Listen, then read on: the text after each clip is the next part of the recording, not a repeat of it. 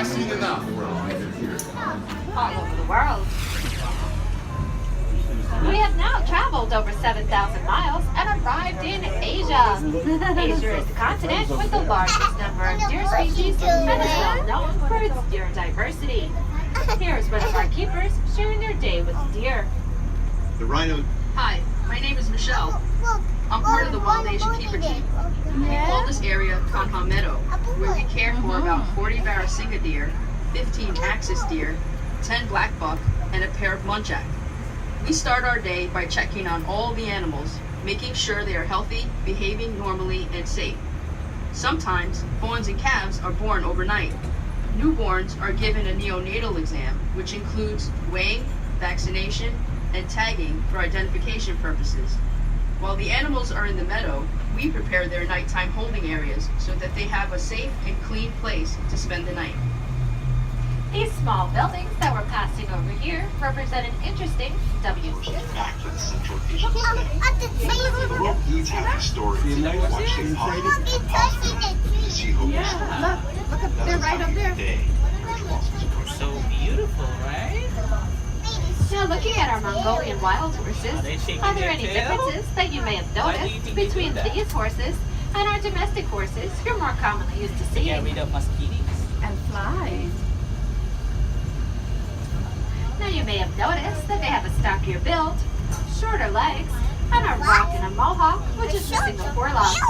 That's a piece of mane that falls over the forehead.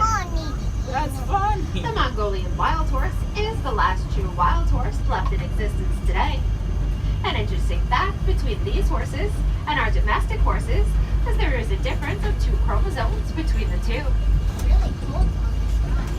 We are now going to be on the lookout for our gaur. That would be our female gaur. If they're straight up, that would be our male gaur. So meet them, right?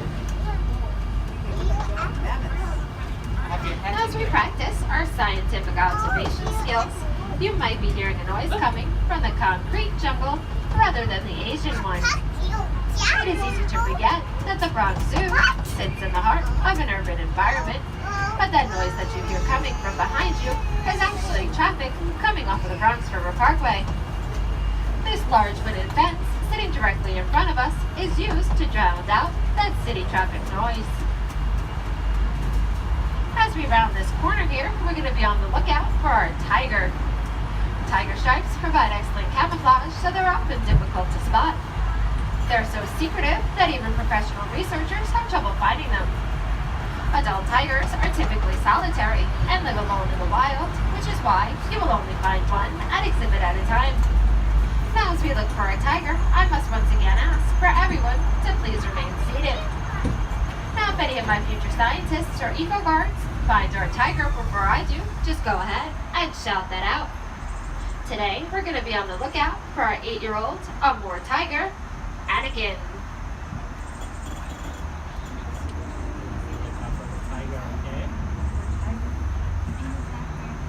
Now it does look like, you got found it? Yeah, Good it's under job, the tree. scientist. It does look like he's napping in that big bush diagonal from the pond.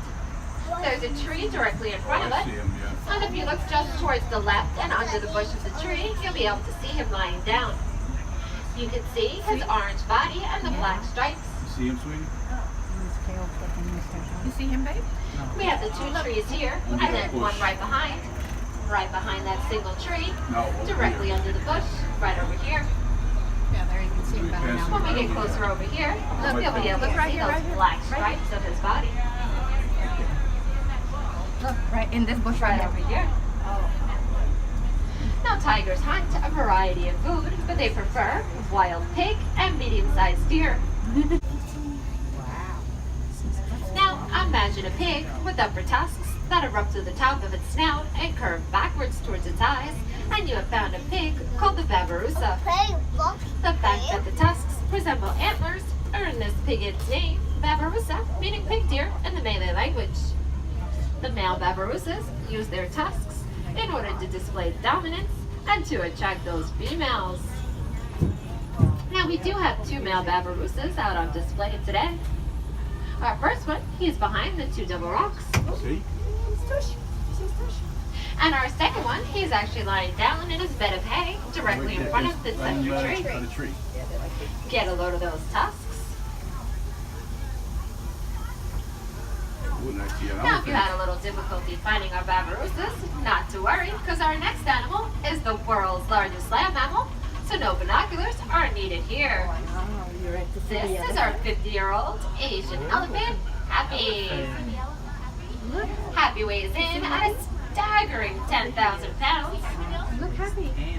In order for her to maintain her figure, she needs to eat up to 200 pounds of hay each day and drink up to 60 gallons of water. Take a close look at her trunk if you can. An elephant's trunk is an amazing tool. It has over 40,000 muscles. Asian elephants have a finger-like adaptation at the tip of their trunk. They can gently pick up an egg or tear down a tree with tremendous force. Our elephants here at the Bronx Zoo get a lot of personal attention, including baths and pedicures. That large tree stump that you see to the left of the field is actually an elephant-sized back scratcher. Now, Happy has this great big pool all to herself, but she refuses to go in it unless it's raining. I'm not sure why. Now, as we leave Happy behind, so we're going to be on the lookout for another very large land mammal, our Indian rhino, Callie. Callie is 32 years old and weighs in at approximately 3,500 pounds. Now, many people describe rhinos as armored plated, but they're actually covered in a layer of skin that has many folds. Though the skin of a rhino may look thick and tough, it is actually very sensitive and needs protection from the sun and the insects. One of a rhino's favorite ways to protect its skin is to sit in a mud wallow like Callie is doing right here. You can see her moving her ears back and forth. Oh, yeah. Well, she's really There she goes.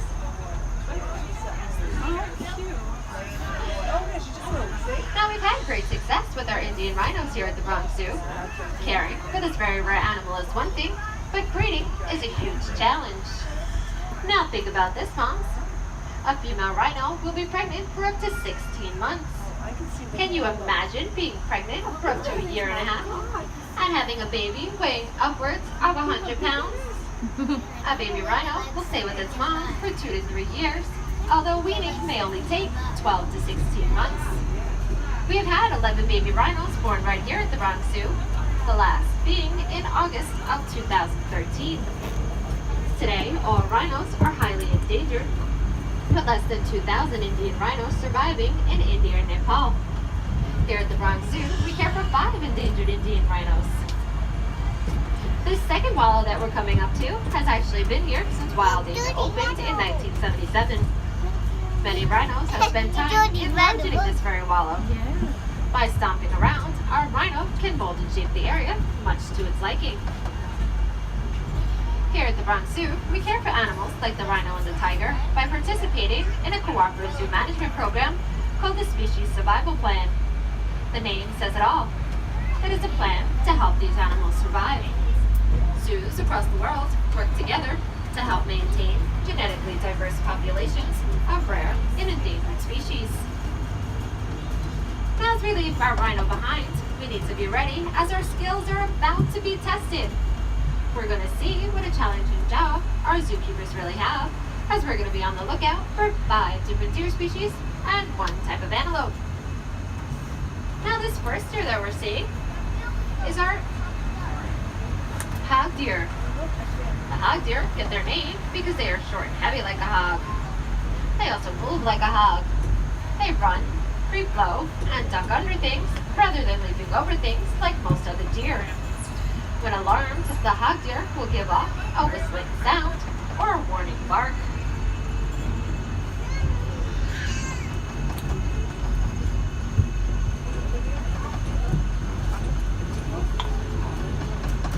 As we continue our journey through Asia, you might be wondering why some of our trees are wrapped in wire. We know that trees are important because they provide the shade that our animals need. But sometimes our animals will eat part of the tree or rub off their bark with their antlers. If a tree loses its bark, it can die. So we animal-proof our trees. The wire helps protect the trees from the animals.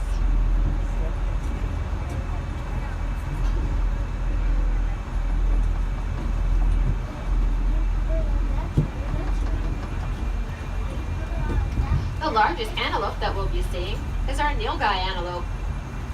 You can actually see them as we're moving towards the center field over here. Nilgai meaning blue bull in Hindi, as the males could have a bluish colorization to their coats. Over here towards the left, that's our male Nilgai. They can stand up to 4 feet tall and weigh as much as 400 pounds. It almost looks as though they're wearing socks and shoes with the black on the bottom and then the white on the top. If you look all the way towards the back and to the right, you'll see our Formosa Sika deer.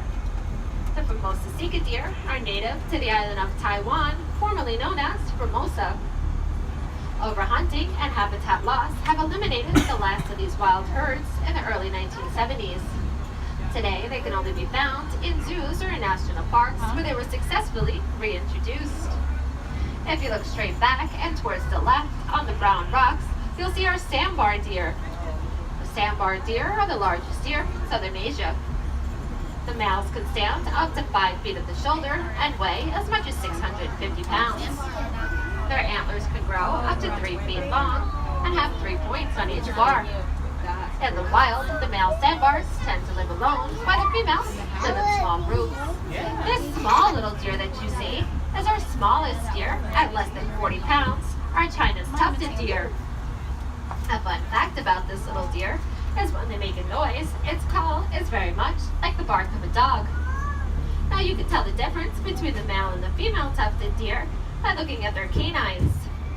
The males will grow canines up to 2.5 centimeters long, earning them the nickname the vampire deer.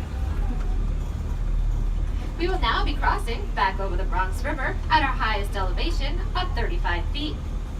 Thousands of commuters cross this waterway every day, but underneath our highways and elevated track, the river still rushes along, providing a habitat for our ducks, turtles, fish, and migrating birds. If you look closely, you might be able to see the outline of a fish or two. Whether it is the Bronx River in New York or the Irrawaddy River in Asia, rivers and streams play a vital resource for our wildlife everywhere.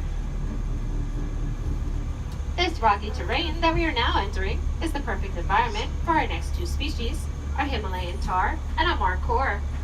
Identifying the two can be a little tricky. First, we'll look at the horns. If they curve backwards, that would be our Himalayan tar. If they're corkscrew shaped, that would be our markhor. In the front over here, we have two of our Himalayan tar. Towards the back, you'll see our markhor. And on this one, this is our alpha markhor. His name is Rhino. His horns are over 5 feet long. Now in packing, markhor is known as snakes, probably because of those corkscrew-shaped horns that they have. Now at last count, we've had over 10 baby markhors. How many of our babies can you find? I can see at least 2 of them all the way towards the back. Both the Himalayan tar and the markhor are a relative of the wild goat. The markhors have been known to climb trees in order to reach fresh leaves. They can jump up to 6 feet high from a standstill position. Look, the one on the stump over there. We are now coming up to our most photogenic markhor of them all, as she's posing to have her picture taken.